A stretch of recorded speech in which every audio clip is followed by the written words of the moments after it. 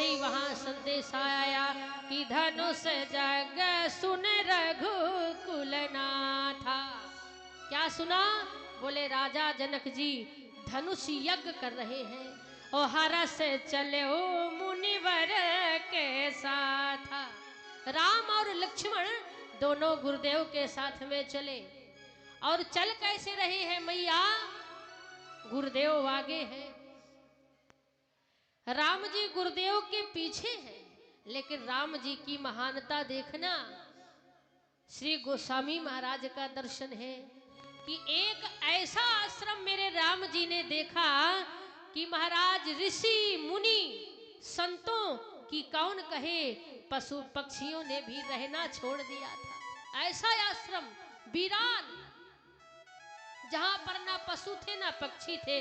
तो गोस्वामी महाराज का दर्शन है कि पूछा मुनि अशिला प्रभु देखी। तो बोले प्रभु ने शिला देखी कैसे? आश्रम को नहीं देखा? बोले हाँ देखा। क्या? राम जी आगे नहीं थे कि बोले आश्रम, एक आश्रम को भी देखा। दीख मगमाही अखग मृग जीवे जंतु तहनाही, खग मृग जीवे। बोले राघव जी ने एक ऐसे आश्रम को देखा जहां न संत थे, न ऋषि थे, न पशु थे, न पक्षी थे। वीरान आश्रम देखा। और आश्रम देखते ही गुरुदेव से पूछा भी। ये राम जी की उदारता है भैया। राम जी ने तुरंत पूछा कि पूछा मुनि अशिला प्रभु देखी। गुरुदेव ये आश्रम वीरान है जहां पर कोई नहीं है, लेकिन इस वीरान आश्रम में शिला क्या कर रही है? तो सकल कथा मुनि कही विषेखी। किसकी कथा? बोले इसकी कथा जो शिला रूप में पड़ी है। क्या कथा? श्री गोस्वामी महाराज ने इस कथा को गोपनीय रखा है। कभी किसी महिला के साथ में गलत हो जाए, ये चरित्र प्रमाण देता है उसके चरित्र को गोपनीय ही रखा जाए। आज इनके साथ गलत हुआ है, इंद्र ने छल किया है। श्री गोस्वामी महाराज ने गोपनीय सकल कथा मुनि कही विषेखी। और कथा क्या थी, क्या छल हुआ था, यहाँ सभी जानते हैं, माताएं भी कुछ जानती होंगी।